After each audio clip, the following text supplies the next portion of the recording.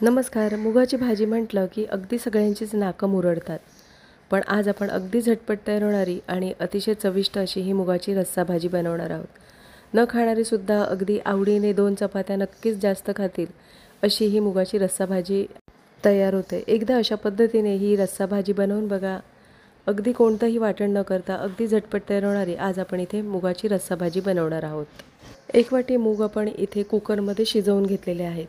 रात्रभर पाण्यामध्ये भिजवून घेतलेले. त्यानंतर इथे आपण कुकरमध्ये हे मूग शिजवून घेतलेले आहेत. डायरेक्ट मुगाची भाजीसुद्धा छान होते, पण इथे मी मूग शिजवून घेतलेले आहेत.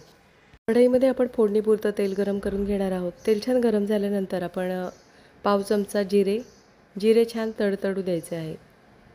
तर इथे आता जिरे छान तडतडलेले आहे. एक मोठा बारीक चिरलेला कांदा छान आपण लालसर होईपर्यंत परतवून घेणार आहोत.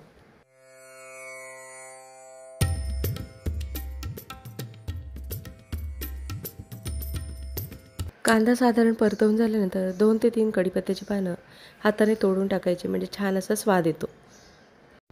कांदा छान लालसर होईपर्यंत आपल्याला परतवून घ्यायचा आहे. तर इथे कांदा छान परतवून झालेला आहे. कांदा परतवून झाल्यानंतर आपण 5 ते 6 लसूण पाकळ्या ठेचून घेणार आहोत. इथे आपण कोणतंही वाटण न वापरता ही भाजी बनवणार आहोत. तर 4 ते 5 लसूण पाकळ्या आपण इथे ठेचून घेतलेल्या आहेत. त्या आपण आता फोडणीमध्ये परतवून घेणार आहोत. कांदा, लसूण आणि कढीपत्ता परतवून झालेला आहे आणि इथे आपण आता बारीक चिरलेला 1 टोमॅटोचा वापर करणार आहोत. बारीक चिरलेला 1 टोमॅटो.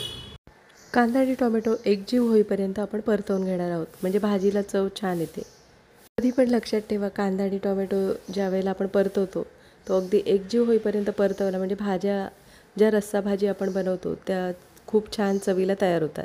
कांदा आणि टोमॅटो परतवून झालेला आहे. पावडर मसाल्यांचा वापर करणार होता. 1 चमचा आपण इथे काश्मीरी लाल मिरची पावडरचा वापर केलेला आहे. त्यानंतर 1 चमचा आपण इथे घरगुती लाल तिखटाचा वापर केलेला आहे आणि 2 चिमूटभर आपण इथे हळदीचा वापर करणार आहोत.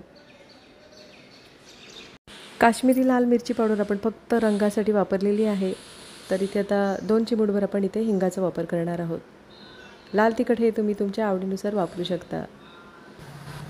तर इथे आपण आता पावडर मसाले तेल सुटेपर्यंत परतवून घेणार आहोत, म्हणजे भाजी छान तयार होते.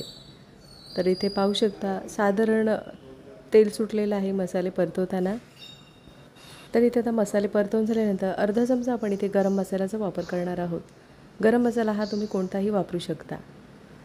गरम मसाला आपण आता परतवून घेणार आहोत. गरम मसाला परतवून झाल्यानंतर उकडून घेतलेले मूग आहेत ते आपण आता इथे परतवून घेणार आहोत.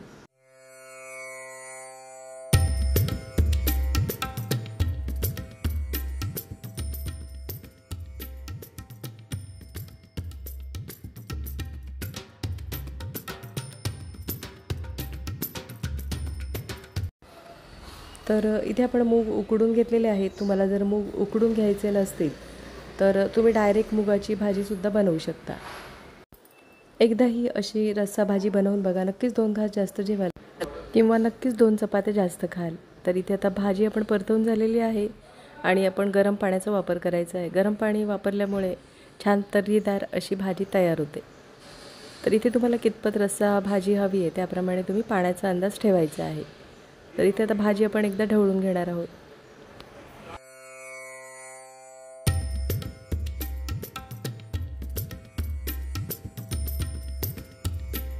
इथे आता भाजी ढवळून झालेली आहे आणि आता आपण चवीनुसार मिठाचा वापर करणार आहोत. मूग आपण इथे उकडून वापरलेले आहेत, त्याच्यामुळे भाजी शिजायला फारसा वेळ लागणार नाही. तर इथे आपण चवीनुसार मिठाचा वापर करणार आहोत. भाजीवर झाकण ठेवणार आहोत आणि झाकण ठेवून आपण आता भाजीला छान एक उकळ येऊ द्यायची आहे.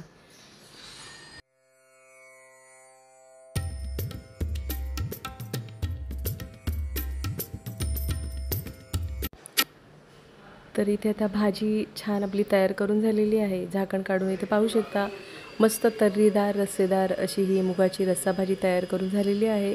भाजी एकदा आपण आता ढवळून घेणार आहोत. ही भाजी तुम्ही अगदी कुकरमध्ये सुद्धा बनवू शकता. इथे आपण ही भाजी कढईमध्ये बनवलेली आहे. तर इथे आता भाजी छान आपली रस्सा भाजी तयार करून झालेली आहे. ती आपण एका डिशमध्ये काढून घेणार आहोत. नक्कीच 2 घास जास्त जेवाल किंवा नक्कीच 2 चपात्या जास्त खाल. एकदा अशा पद्धतीने बिना वाटणाची ही भाजी बनवून बघा आणि कमेंटमध्ये मला नक्कीच सांगा. आजची रेसिपी आवडली असेल आणि चॅनलवर नवीन असला तर चॅनलला सबस्क्राईब करा आणि व्हिडिओ आवडला असेल तर लाईक शेअर करा. वरून आवडत असल्यास कोथिंबीरचा वापर करू शकता. बनवायला सोपी आणि खायला तितकीच अतिशय चविष्ट ही रस्सा भाजी तयार होते. नक्की एकदा अशा पद्धतीने ही भाजी बनवून बघा. पुन्हा भेटू अशाच नवीन रेसिपीमध्ये.